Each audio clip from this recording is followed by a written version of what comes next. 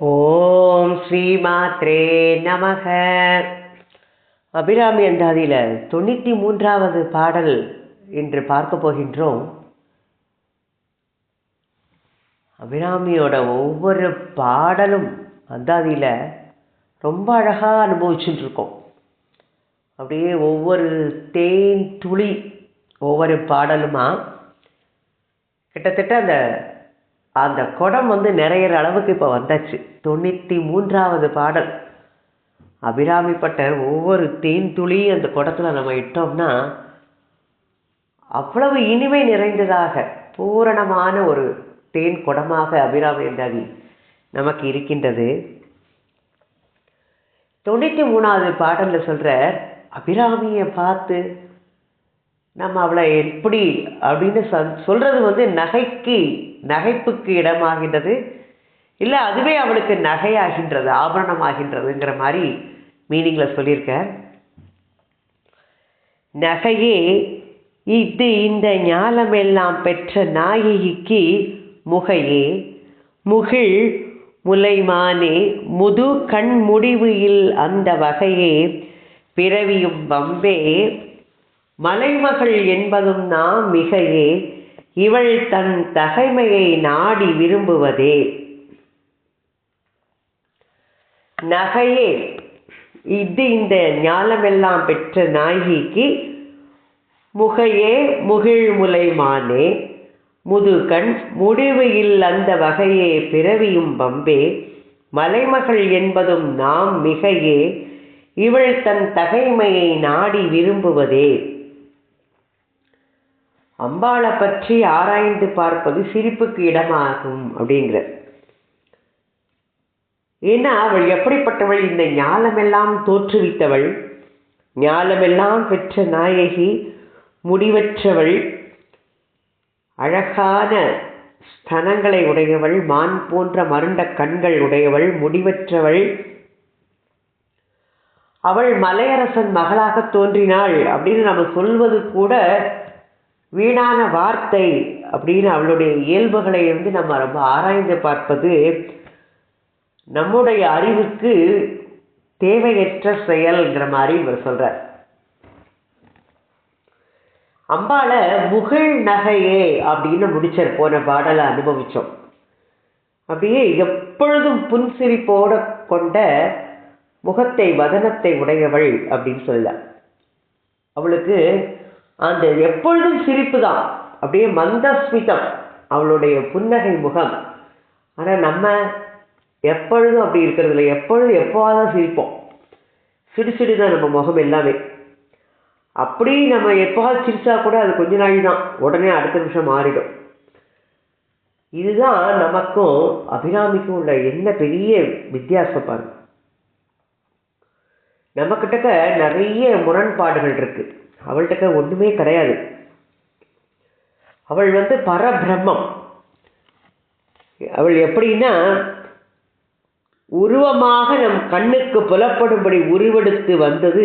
அது எதனாலனா நம் மீது கொண்ட கருணை அப்படின்னு சொல்றார். இது சிவஞான சித்தியார் கூட ஒரு பாடத்தை சொல்லியிருக்கார்.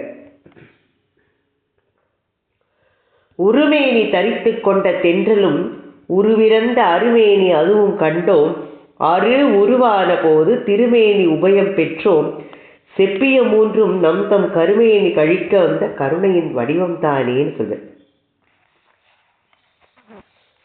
அவள் எப்படிப்பட்டவள், சம்சார சாகரத்துல நாம தவிச்சுட்டு இருக்கோம். இந்த தவிக்கின்ற ஜீவாத்மாக்களை கரை சேர்க்கும் கருணை உள்ளம் கொண்ட அவதாரமாக இருக்கின்றார். இறைவன் அவதாரம் எடுப்பதுங்கிறதே நம்மளை கரையேற்றுவதற்காகத்தான். அவள் இந்த மாதிரி ராமர் கிருஷ்ணர் இந்த மாதிரி வடிவம்லாம் எடுத்துட்டு வந்ததுனால பகவத்கீதையில கூட பகவான் ஸ்ரீ கிருஷ்ணன் சொல்லியிருப்பார், என்னை நான் அந்த அவதாரம் எடுத்துட்டு வந்ததுனால என்னவோ என்னையும் ஒரு சாதாரண பிறவியா நினைச்சிட்டா, மக்களுக்கு அதை உணர தெரியல அப்படிங்கிற மாதிரி சொல்வார். அதேதான், நம்மள மாதிரி உருவம் எடுத்துட்டு வந்தா நம்மள மாதிரி ஆயிடுவாளா அபிராமி? அது இல்லை இல்லையா? அதுதான் நம்ம தெரியணும். ஒவ்வொரு இடத்துலையும் இருக்கிறவாளுக்கு அந்தந்த தகுதிக்கு ஏற்றவாறு அது இருக்கு.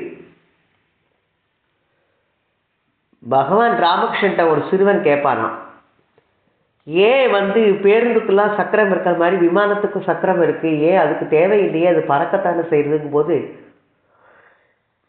அது ஏறக்கூடிய மனிதர்கள் எல்லாம் நம்ம தரையில் இருக்கோம், ஆகாய விமானம் வானத்தில் பறக்கிறது. அப்போ நம்மளை ஏற்றி செல்வதற்காக அந்த சக்கரங்கள் இருந்தால்தான் அது தரையில் இருந்து கொஞ்சம் தூரம் ஓடி நம்மளை மேலே ஹைட்டு கூட்டிட்டு போகும். அதே மாதிரி தான் இறைவன்கிறவர் அவதாரம் எடுத்து வந்ததுனால அவர்கள் ஜீவன் நம்மளை கடைத்தேற்றுவதற்காக அவர்களைப் போல உருத்தரித்து அவர் வருகின்றார்னு அவர் ஒரு அழகான ஒரு இதாக சொல்லியிருப்பார்.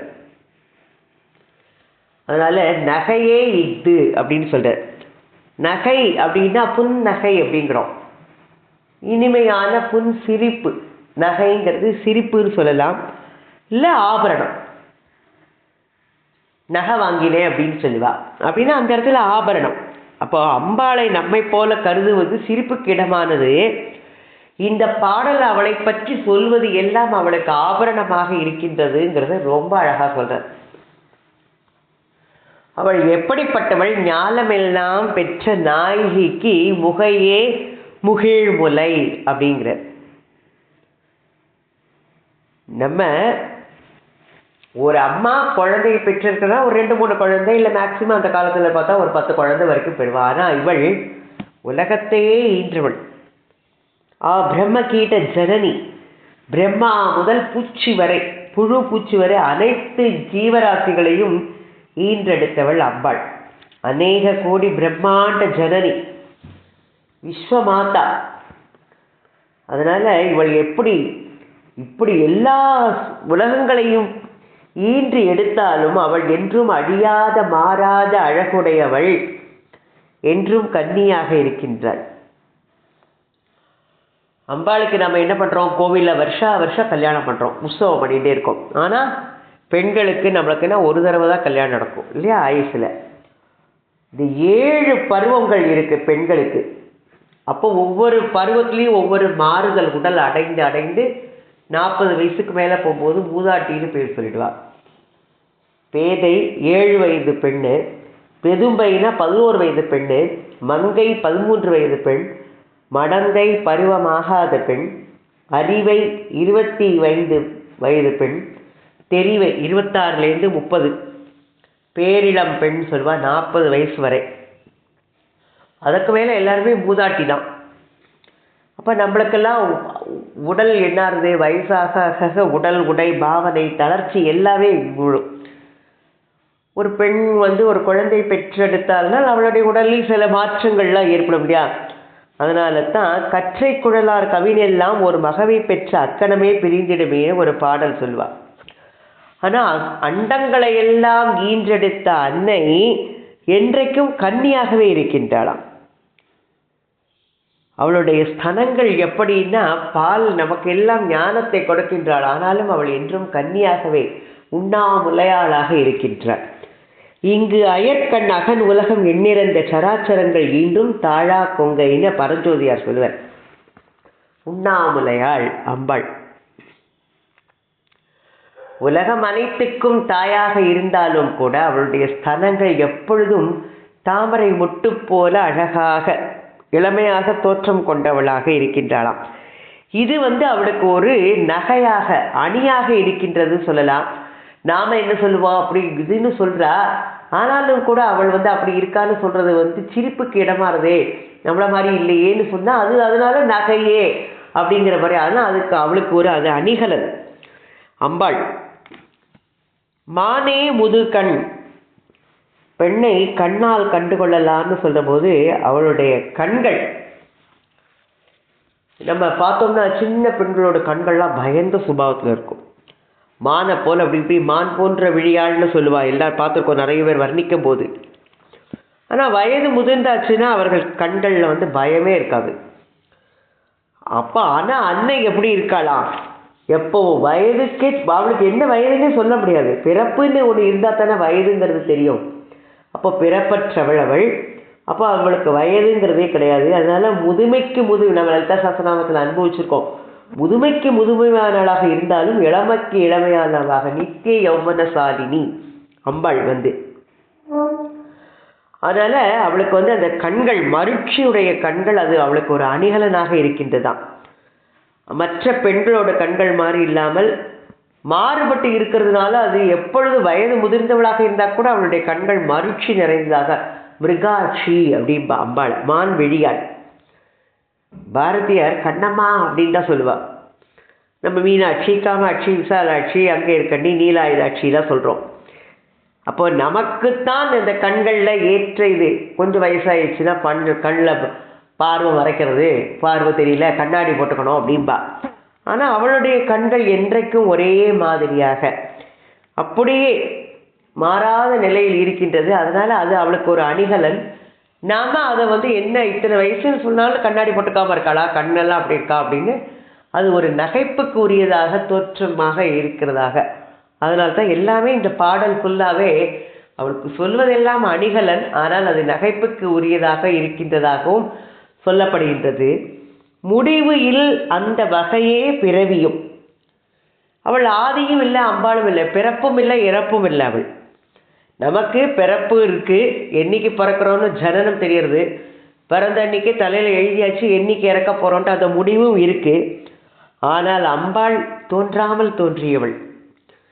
தோன்றினா அந்த பொருளுக்கு நிச்சயம் மறைவு உண்டு. அதனால் அம்பாள் தோன்றுகின்றாள், ஆனால் அவளுக்கு முடிவு என்பதே இல்லை, எல்லை கடந்தவள் அவள். அதான் அம்பாளால் தோற்றுவிக்கப்படும் பொருட்களுக்கு மறைவு உண்டு, ஆனால் அவளுக்கு மறைவு என்பதே இல்லை. பிறவா யாக்கை பெரியோன் இறைவன் முன்னானே எல்லாருக்கும் முன்னை தோன்றி முளைத்தானே அப்படின்னு அப்பரடிகள் சொல்வர். பெம்மான் முருகன் பிறவான் இரவான்னு கந்தர் அனுபூதியில் நம்ம பார்த்துருக்கோம். அவள் நித்யா நிர்பவா, நித்யா நித்தியமானவள், நிர்பவா பிறக்காதவள், நிர்பப்ளவா அழிவற்றவள், அஜா பிறக்காதவள், சாஸ்வதி சாஸ்வதீதமானவள்னா நம்ம லலிதா சஹஸ்ரநாமத்தில் அவளை நாமாக்கள் சொல்கிறோம். அவள் தாயாக இருப்பாள், ஆனால் கன்னியாக. தான் தோன்றாமல் உலகினை தோற்றுவித்து தான் மறையாமல் தன்னால் தோற்றுவிக்கப்பட்ட பொருட்களை எல்லாம் மறையச் செய்வது அது நகைப்புக்குரியதாக பார்க்கப்படுகின்றது. ஆனால் அதுதான் அவளுடைய பெருமையாக சொல்லப்படுகின்றது. வம்பே மலைமகள் என்பது நாம் அப்படின்னு சொல்கிறோம். அம்பாள் பிறப்பே இல்லைன்னு சொல்கிறோம், பிறக்காதவள்னு சொல்கிறோம். ஆனால் மலைமகளாக பார்வதியாக தோன்றினாள்னு சொல்கிறோம். அதுவும் உண்மைதானே. பர்வதராஜனுடைய தவத்துக்கு இறங்கி பார்வதியாக அவதரித்தாள். நம்ம சோபனத்தில் பார்த்துருக்கோம், எல்லா இதுலேயும் அனுபவிச்சிருக்கோம்.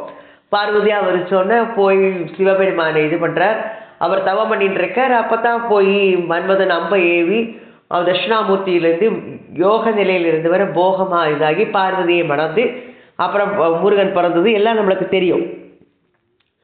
அப்போ தோன்றாதவளாக இருக்கும்போது நீ தோன்றினாள்னு சொல்கிறாங்க. இது எப்படி தோன்றலைன்னா அப்போ பிறப்பு இல்லைன்னா பிறந்தாள்னு சொல்கிறது எப்படின்னு அப்படின்னா, பிறத்தல் அப்படின்னு சொன்னாலே ஒரு யோனி மூலமாக தாய் வயிற்றில் பிறந்து வருவது.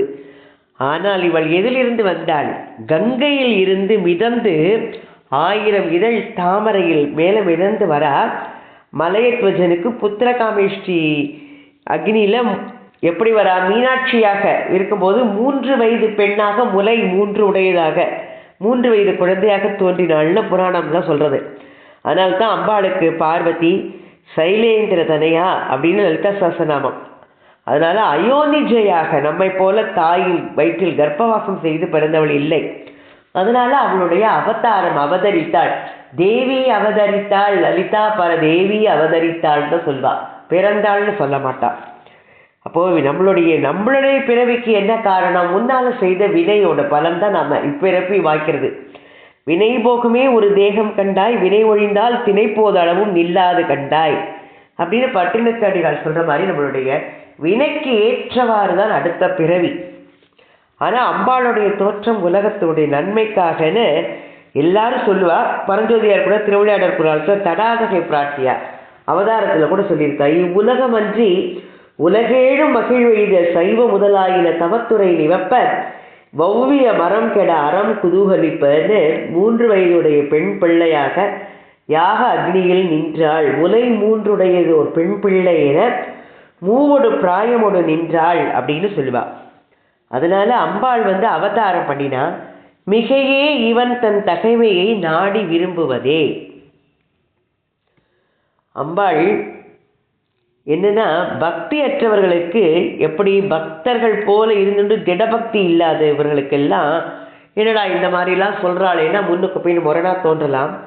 அதனால தான் அபிராமி பட்டர் என்னது சொல்கிறாருன்னா, ஆராய்ச்சி செய்து பார்த்தல் அறிவுடைமைன்னு சொல்கிறார்.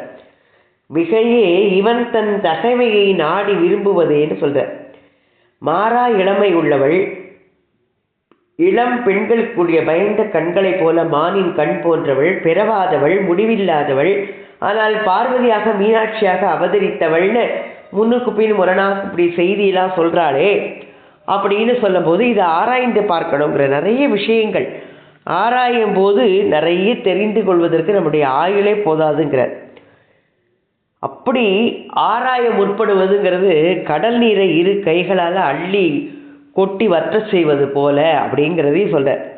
கடலை பார்க்க முடியும், அதை கண்ணு கெட்டின வரைக்கும் நம்மளுக்கு தெரியும் போது பார்க்கும். ஆனால் கரை அது இவ்வளோதான் இருக்கும், அதோட இத்தனை இப்படி இருக்கும், ஆழம் இப்படி இருக்குங்கிறதெல்லாம் நம்மளுக்கு தெரியுமா? அதனால கண்ணுக்கு நம்மளுக்கு தெரியலைங்கிறதுக்காண்டி அது கண்ணோட இப்போ கடலோட ஆழம் இவ்வளவு இல்லை, அது கரை இல்லைங்கிறதெல்லாம் நம்மளால சொல்ல முடியுமா? இல்லையா? அது அவ்வளவு இருக்கு. அப்போ நம்ம எந்த இடத்துல எதை பார்த்தாலும் அதற்கு ஒரு மூலம்ங்கிறது இருக்கு. ஒரு இடத்துல புகை பார்த்தா அதுக்கு நெருப்பு இருந்தால் தான் புகையும். சொல்வதே நெருப்பு இல்லாமல் புகையாது அப்படின்பா. அதனால தான் கண்ணுக்கு தெரிவதை வச்சுண்டு கண்ணுக்கு காணப்படாததை கண்டறிவது தான் பகுத்தறிவு. அதனால தான் இவர் சொல்ற மிகையே இவன் தன் தகைமையை நாடி விரும்புவதே. அப்போ எப்படி தெய்வ நம்பிக்கை இல்லாதவன்கிட்ட தெய்வத்தை பற்றி சொன்னா அவனுக்கு புரியவே புரியாது. பிறவி குருடனுக்கு நிழலை பற்றி விவரித்தல் போலன்னு ராமகிருஷ்ண பரமஹம்சர் சொல்வர். அதே மாதிரி தான் குமரகுருபரர் இறைவனுடைய செயல்களை ஆராய்ச்சி செய்யக்கூடாது. இறைவன் இல்லைன்னு சொல்பவன் கிட்டக்க அதை போய் நம்ம ஆர்கியூவே பண்ணக்கூடாது. அதெல்லாம் நீதிநெறி வழக்கத்தில் குமரகுருபரர் சொல்லியிருப்பார், மனத்த கருப்பெனின் நல்ல செய்யினும் அனைத்து எவையும் தீயவே ஆகும், எனை துணையும் தீயவை செய்யினும் நல்லவா காண்பவே மாசில் மனத்தின் அவர்னு நீதிநெறி வழக்கத்தில். குறைபாடு காணக்கூடிய மனசு உடையவருக்கு நல்லவை கூட கெட்டவையாகவே தெரியும். அவர்கள் எப்போது எல்லாத்தையும் சந்தேகப்படுவார்கள். ஆனால் தீய செயல்களை நல்ல செயல்களாக கருதி அவர்கள் அதை செய்வார் அப்படின்னு சொல்றார். தெய்வ நம்பிக்கை இருப்பவன் குற்றம் செய்தால் தெய்வம் அவனை தண்டிக்கும்னு சொல்றார். காரணம் என்ன? தீமை செய்யாது இருக்கிறதுக்காக அப்படி செய்யும் அப்படின்னு. ஆனால் தெய்வ நம்பிக்கையே இல்லாதவர்களுக்கு அப்படிலாம் ஒன்றுமே நடக்காது. அதனால தான் தெய்வம் உளதென்பர் தீய செய்யப்புகின் தெய்வமே கண்ணின்று நின்று ஒருக்கும் தெய்வம் இளதென்பார்க்கு இல்லை தம் இன் புதல்வர்க்கு என்று பலகாலும் சொல்வார் பயன். அம்மா என்ன பண்ணுவா? தன்னுடைய பிள்ளைகளைத்தான் நல்ல இதாக்கி திருத்தி இப்படி செய்யாதே அப்படி செய்யாதேன்னு தண்டனை கொடுத்து திருத்துவா. கெட்ட பிள்ளையா இருந்தால் அவன்கிட்ட சொல்லி பிரயோஜனமே இல்லைன்னு விட்டுடுவா. அவளுக்கு ஒன்றுமே செய்ய மாட்டா. அதே தான் உலகத்தார் உண்டு என்பது இல்லென்பான் வையத்துள் அழகையாய் வைக்கப்படும். உலகத்தில் ஒருத்தன் இருக்குன்னு சொன்னால் அவன் இல்லைன்னு சொன்னால் அவனைத்தான் உயிருள்ள மனிதனாக வாழ்ந்து கொண்டிருந்தாலும் அவன் அல்கை அப்படின்னு சொல்லிடுவான். அல்லகைன்னா பேய் அப்படிமா. ஏன்னா ஊர் இதான் ஊரோட ஒத்து வாழும்னு சொல்லுவான். அதனால தான் எதுவுமே நம்ம ஆராய்ந்து பார்க்கும்போது தான் நமக்கு எல்லாமே பகுத்தறிவாக அதனால தெரிந்து கொள்ள முடியும் அப்படின்னு சொல்ற. பசி இருப்பவன் ஆராய்ச்சியில் இறங்க மாட்டான். தெய்வ நம்பிக்கையும் தெய்வத்தின் அருள் பெற வேண்டும் என்ற ஆவலும் இருப்பவன் தெய்வத்தை பற்றி ஆராயவே புகமாட்டான் அப்படிங்கிற. அதனால தான் அபிராமி பட்டர் என்ன சொல்றார்? நகையே அப்படின்னு சொல்லி ஆரம்பிக்கிறார். அடுத்தது மிகையே அப்படின்னு சொல்றார். வியப்புக்குரியது அப்படின்னு முடிக்கிறார். மானுட பிறவி நம்ம எடுத்துட்டு இருக்கோம். எல்லாருமே நம்ம அவளை போய் சரண் புகணும். அப்படி சரண் புகுந்தால் சாயுஜ்ய பதவி அப்படி அடையும் போது நமக்கும் அவளுக்கும் இந்த இயல்புகளை எல்லாம் விட்டு அப்படி அழியாத பெருநிலை உண்டாகும்னு சொல்றார். அதனால தான் இதுல ஒவ்வொன்றுத்துலேயும் நகையே அப்படின்னு சொல்லும் போது இதை எப்படி நம்ம பார்க்கலாம்னா, நகையே இட்டிந்த ஞானமெல்லாம் பெற்ற நாயகிக்கு முகையே முகிழ்முலை, நகையே இந்த ஞானமெல்லாம் பெற்ற நாயகிக்கு மானே முதுகண், நகையே இந்த ஞானமெல்லாம் பெற்ற நாயகிக்கு முடிவு இல் அந்த வகையே பிறவியும், நகையே இந்த ஞானமெல்லாம் பெற்ற நாயகிக்கு வம்பே மலைமகள் என்பதும் நாம் அப்படின்னு ஒன்னொன்னா அதெல்லாம் அவனுக்கு நகையாக அணியாக இருக்கின்றது. நாம் சொல்லும்போது அது நகைப்புக்குரியதாக இருக்கின்ற மாதிரி சொல்கின்றோம் அப்படிங்கிற மாதிரி சொல்லி அழகா சொல்லியிருக்கிற இந்த பாடல்ல அம்பாளை அதான் சொல்றா, தெய்வ நம்பிக்கை இருப்பவன் தெய்வத்தை பற்றி ஆராய போகவே மாட்டான். வீணா அது இதுன்னு சொல்றவா தான் அப்படி இப்படின்ட்டு ஆராய்ச்சி பண்ணுவா. அதனால என்ன சொல்றாரு, பசி இருப்பவன் ஆராய்ச்சியில் இறங்க மாட்டான், எது கிடைக்கிறதோ அதை சாப்பிட்ருவான். அதே மாதிரி தெய்வ நம்பிக்கை, தெய்வத்தின் அருள் அப்படிங்கிற ஆவல் இருக்கிறவன் தெய்வத்தை பற்றி ஆராய தலைப்பட மாட்டான்னு சொல்றார். அம்பாள் இருக்கா, அது நம்மளுக்கு எல்லா கண்ணுக்கு முன்னால் அது எல்லாருக்கும் தெரியறது.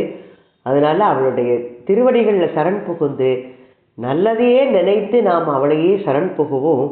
ஓம் ஸ்ரீமாத்ரே நமக. அபிராமி அன்னைக்கு ஜெய். அபிராமி அன்னை திருவடிகளே சரணம் சரணம்.